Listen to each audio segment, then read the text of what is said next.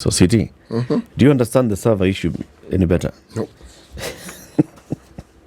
I don't. The only thing I know is that a lot more could have been done in terms of simply having a conversation that one could say, this is a different conversation or this is an open conversation. But any conversation that has to do with our elections comes from a predetermined background, meaning there is mistrust even before you have an election. There is mistrust even when you have an election. There is mistrust when the results are transmitted. And in my opinion, this comes from the chaotic party politics and the nominations that we have at the level of our party politics nominations, our elections, whatever they call it. Because there's so much chaos in all these parties that we have. So that by the time we get to the national level, people who participate in those processes already have a mindset that something is likely to go wrong because they claim in the party nomination election something went wrong. And this is cyclical. Every electoral cycle we see the same thing over. Yes. Yeah. So now we've entrenched it. It's considered a norm that something must go wrong with the elections. Also, I think and you can see, if you sit back, you can see the thinking of the framework of our Constitution. Yes.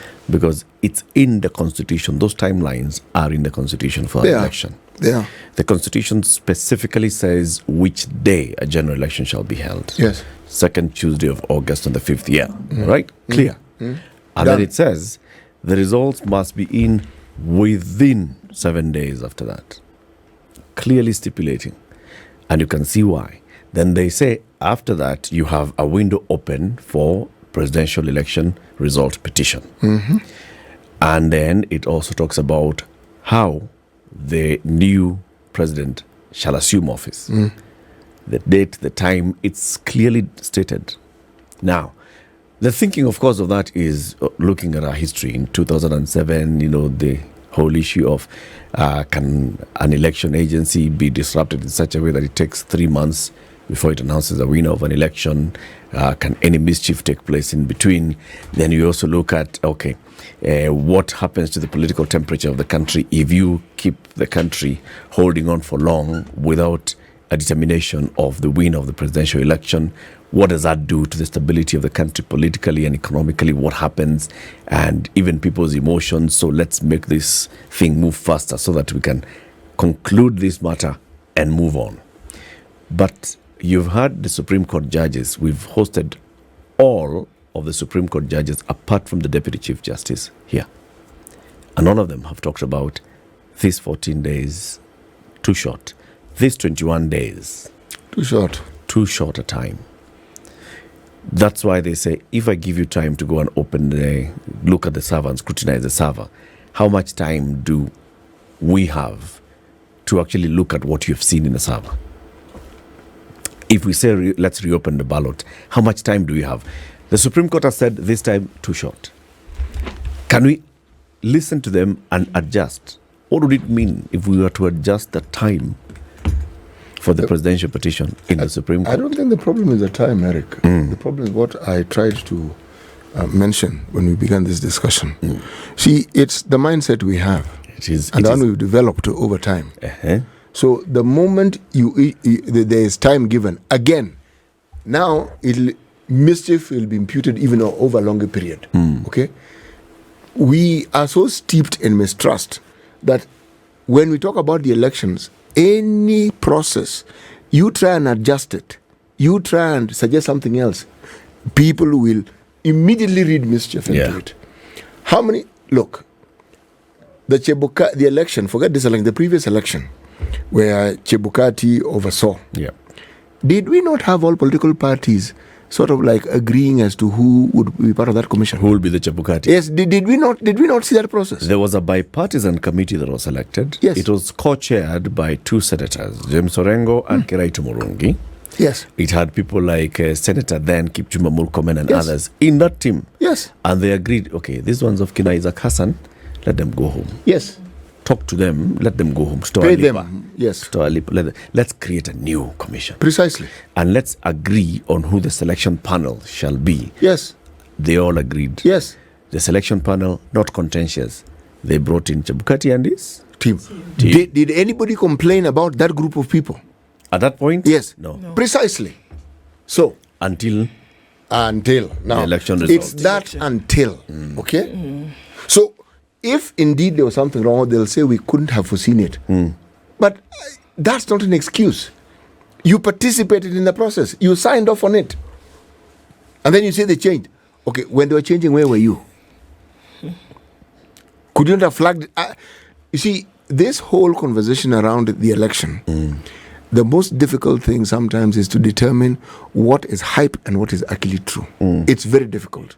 And when you have that background of mistrust that I'm saying, it becomes even more difficult. Yeah. So even if something was wrong, it will be considered, this is mischief. If something wasn't wrong, meaning the reality of the situation gets muddled up in so many things, but it's simply because, one, we cannot pull ourselves from this mindset that we've acquired over time. We don't trust ourselves. No. Believe me, if the elections were the other way around and Raila was declared a winner, we would still have had complaints. Same issues. Exact Same issues. But then, I say that we, the voters, don't necessarily have a problem. How can the voters have a problem? Once we go and do our business and we leave. Because we don't argue and squabble whether our current MCA is the one that was validly elected, or the current MP, or the current governor, or the current senator, or the current woman rep. Right. It's only at the presidential level. Why? Because you have to look at the degree of vested interest that interested parties have when it comes to the result of an election. Candidates. And it is, yes, candidates. Okay. And it is purely selfish, unfortunately. Very few times, I can maybe, say never, is you, the Kenyan, top of mind when this agitation is taking place. Yep. Because if it was serious about electoral reforms, if it was serious about electoral process reforms, then I think we would have had a different kind of tune. But folks who are vested in the outcomes of elections are the ones that you're seeing squabbling today.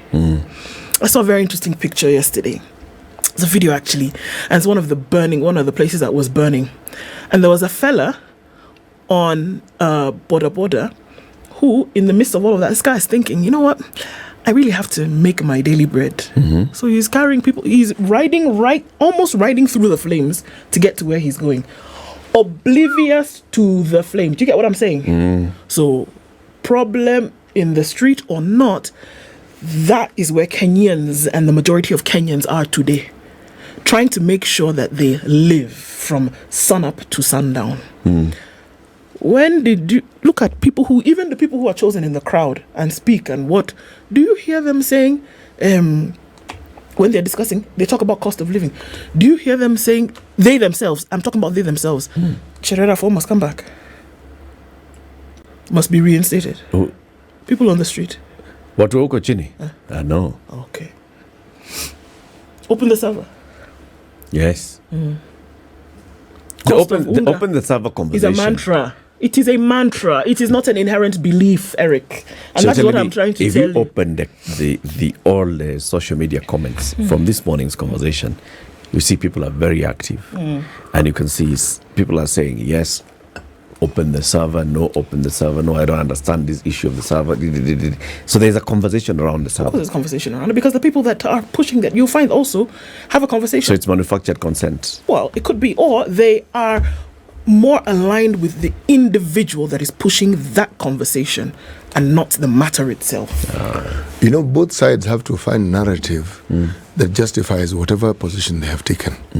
And if you're a supporter of either side, You go with them. you'll pick up that particular man, Absolutely. and that is what you'll spout. When you ask, why are you doing this? It's because They've not opened the server. servers. And the other one, why are you doing this? Because there's somebody here who's always complaining after an election. Why? But when you sit with the person, when the rubber meets the road, their problem is not whether the server is open or not. And for me, that guy trying to get where he was going to get his passenger and take to point B. In spite of all this thing that's happening, the overriding issue here is our livelihood. Can we move? So how can we heal ourselves then? Because what we are seeing now is likely to play out again in 2027. It's not even finished now. You know, Before we even get to 2027, we're in the middle of it right now. you know, you ask a very valid question, Eric, because a lot of the changes that we anticipate or hope for, we anticipate them to happen through our elected leaders. And we can see how they're behaving. Even before the Mandamano, we keep seeing how Parliament behaves. People who make decisions and then behave as though they didn't make the decision. And they're not aware. No, they're not aware. And then they want to find someone else who can take the blame for that decision that has been made. Look at all these political games that are going on. Jubilee is doing all sorts of things. People are wearing red sashes and... I mean, it's like the problems that we have in this country don't seem to affect these people whom we elect to actually look after our interest. Huh? They don't. And these problems that we have, it's not as though we wake up tomorrow and they'll be less. They seem to be growing by the day. So that disenchantment that people have will also grow. Yeah. But the question that you asked, how then do we cure this? Ndu came up with a solution a while back and said, you know, he was of the view that Kenyans haven't suffered adequately. And I tend to agree with her. Because that threshold of saying, you know, enough is enough. It doesn't mean you go and burn everything in sight. It means the person you elected as your leader is held to account, and you summon that person and say, excuse me, What's going on? Come. Yes. Channeling. Can you imagine if all constituencies, all Kenyans decided to summon their MPs and say, we're tired of this thing. We are summoning all of you. Come and explain to us exactly what's going on. Come back here. Yes. Come back here. Come back. Until we move ourselves, we wean ourselves and move ourselves from this very unfortunate position where we are waiting for our elected leaders to do something which they don't seem to want to do, and it seems like they will never do. Participatory governance is not something that has gripped the minds of many people. And it usually is an event, this election. You come out on the day, or maybe a year before that, you make sure that your registration details are in place. Come day of votes, you vote, and then you hand over the instruments of power to these individuals, but then you never come back and have a conversation with them. And what you pay for it is the little goodies or handouts that you get during the electioneering process or the campaigns. And then thereafter, you have given the responsibility of running a nation well, not just running, but running a nation well to individuals that you never follow up on. How can that be? And so the only way for maybe folks to wake up and smell the coffee is when things actually do go to the dogs. When you have to build from scratch. When you have to demand of the people that you've given your vote to. When you must participate in the governance of your land. If that doesn't happen, you will not get to a place where others went through. It was agitation. People that you see, they summon their ward reps and say, excuse me, you built here where you were not supposed to build, and the ward rep resigns. It happens on this planet today. You know, it's not a far-fetched idea. I know. I'm just thinking. Actually, Kenyans do participate. Maybe there's a gap in civic awareness, and this is a civic education of understanding the full force of your power. Because I think about when there's an insecurity issue, people come out and they summon their leader and they speak. I was actually watching last night, there was a news item on KTN. Kithure Kindiki had gone to Meru County. There's an issue. Was it in Meru? Yeah, it's in Meru County. There's an issue about some insecurity. Okay? And an MCA was shot, and it was, the news is that this MCA was shot by cattle raiders. And so the village has come up and said, no, we demand answers. And I was looking at the people who came out of the baraza and the village leaders who were coming out, just the community leaders who were speaking, and they're saying, we have not seen our county police boss here. We have not seen the OCPD here. We have not seen we are not hearing this from our leaders. We are not, and we are demanding, Kithure, that's why we've asked you to come here. We want you to take this action. So people actually do participate in such issues. When you see people in Chuka demonstrating because a boda guy has been shot because he was demonstrating, and come out and they say, this must come to an end. They do. They come out in times and they raise issues and they go back home. Now it's the full understanding of that you can do the same thing and when it comes to your leader. Yeah, and the expectation of what's the responsibility of this MCA? What's the responsibility of the county police boss? What's the responsibility of administration, the chief? What's the responsibility of the governor? What questions should be directed to the governor? What questions should be directed to the chief? And so on and so forth. Maybe that's where those gaps in, and that's where the civic awareness gets lost. Because the possibility here is that Kithure Kindiki will come and people will sit back. Waziri alikuja na alisema atafanya, and now you move away from it, and the next thing you'll be expecting is the governor should follow up, and maybe it's not a governor's issue. So I get a sense we need a lot of these civic engagements, a lot more, and civic awareness, so that people can start to see and put things in their correct boxes. When it's a matter of security, this is it. When it's a matter of school and our children, this is it. When it's a matter of this is it. And this is when we elect you as MCA, this is where it begins for you, this is where it ends for you. When we elect you as woman rep, when we elect you as senator, this is where it begins for you, this is where it ends for you. And you, our village headman, our chief, this is what we expect of you. And so on and so forth. This is the Situation Room, the only way to start your day.